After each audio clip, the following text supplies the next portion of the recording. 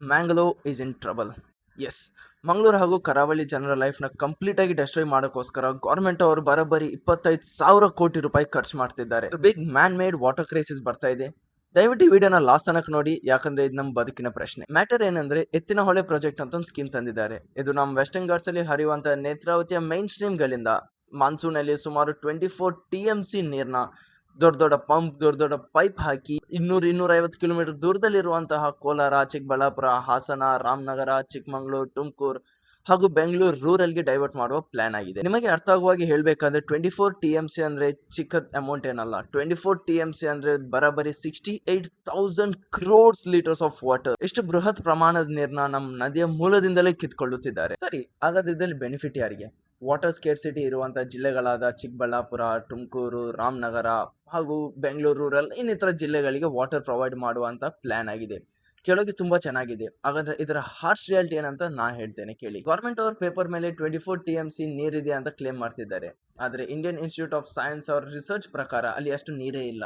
ಅಲ್ಲಿರುವ safe water yield 9 to 12 TMC ಮಾತ್ರ. ಆದ್ರೆ ಗವರ್ಮೆಂಟ್ ಅವರು 24 TMC ನೀರ್ನ ನಾವು ಡೈವರ್ಟ್ ಮಾಡ್ತೇವೆ ಅಂತ ಬರೋಬ್ಬರಿ 25,000 crores ನ ವೇಸ್ಟ್ ಮಾಡ್ತಾ ಇದ್ದಾರೆ. ನದಿಯ ಸೋರ್ಸ್ ಇಂದ ಇಷ್ಟೊಂದು ನೀರ್ ಕಿತ್ಕೊಂಡ್ರೆ ಕೋಸ್ಟಲ್ ಅವ್ರು ಏನೆಲ್ಲ ಫೇಸ್ ಮಾಡ್ಬೇಕು ಗೊತ್ತಾ? First one, summer ಸ್ಕ್ಯಾಸಿಟಿ. ಸಮ್ಮರ್ಸ್ ಬಂದಾಗ ಮೊದಲೇ ಮಂಗಳೂರು ಜನರಿಗೆ ವಾಟರ್ ಕ್ರೈಸಿಸ್ ಬರ್ತಾ ಇದೆ. ಇವಾಗ ಇವ್ರು ನದಿಯನ್ನೇ ಡೈವರ್ಟ್ ಮಾಡಿದ್ರೆ ನಮ್ಮ ಸಮ್ಮರ್ಸ್ ಎಷ್ಟು ವರ್ಸ್ಟ್ ಆಗಿರ್ಬೋದು ಅಂತ ನೀವೇ ಯೋಚನೆ ಮಾಡಿ. Second, marine ecosystem damage. ನದಿ ನೀರು ಸಮುದ್ರ ಟಚ್ ಆಗೋ ಪ್ಲೇಸ್ ಅಲ್ಲಿ ಫಿಶ್ ಬ್ರೀಡಿಂಗ್ ತುಂಬಾ ಇಂಪಾರ್ಟೆಂಟ್ ಆಗಿದೆ. ವಾಟರ್ ಕೆಮಿಸ್ಟ್ರಿ ಚೇಂಜ್ ಆಗಿ ಫಿಶ್ ಕೌಂಟ್ ಕಡಿಮೆ ಆದ್ರೆ ಎಂಟೈರ್ ಫಿಶಿಂಗ್ ಇಂಡಸ್ಟ್ರಿಗೆ ತುಂಬಾ ದೊಡ್ಡ ಲಾಸ್ ಆಗುತ್ತೆ. ಹಾಗೆ ಸ್ಯಾಲಿನಿಟಿ ಇಂಟರ್ಷನ್ ಆಗೋ ಚಾನ್ಸಸ್ ಇದೆ, ಲ್ಯಾಂಡ್ ಸ್ಲೈಡ್ಸ್ ಆಗೋ ಚಾನ್ಸಸ್ ಇದೆ.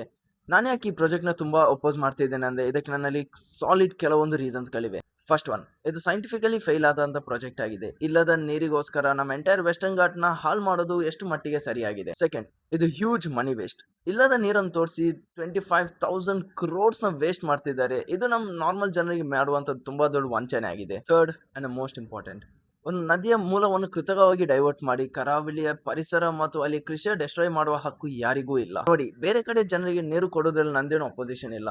ಅದಕ್ಕಾಗಿ ತುಂಬಾ ಸೈಂಟಿಫಿಕ್ ವೇಸ್ ಗಳಿವೆ. ಅದನ್ನು ಬಿಟ್ಟು ಒಂದು ಕಡೆ ಜನರನ್ನು ಬದುಕಿಸೋಕೆ ಇನ್ನೊಂದು ಕಡೆಯನ್ನು ಕಂಪ್ಲೀಟ್ ಆಗಿ ಒಂದು ಮರುಭೂಮಿ ಮಾಡೋದು ಯಾವ ಮಟ್ಟಿಗೆ ಜಸ್ಟಿಸ್ ಆಗಿದೆ? ಅದರಿಂದ ನಾವು ಸರ್ಕಾರಕ್ಕೆ ನೇರವಾಗಿ ರಿಕ್ವೆಸ್ಟ್ ಮಾಡ್ತಾ ಇದ್ದೀವಿ, ಈ ಯೋಜನೆಯಿಂದ ಕರಾವಳಿಗೆ ಆಗುವ ಅನ್ಯಾಯ ಮತ್ತು ಪರಿಸರ ವಿನಾಶವನ್ನು ಗುರುತಿಸಿ ಕಣ್ಣಿಗೆ ಕಾಣ್ತಾ ಇರುವಂತಹ ಈ ಬೃಹತ್ ಜಲಕಂಠವನ್ನು ಇವಾಗಲೇ ಇಲ್ಲಿಗೆ ನಿಲ್ಲಿಸಿ. Stop this project immediately. Netravati is our right. Netravati is hours.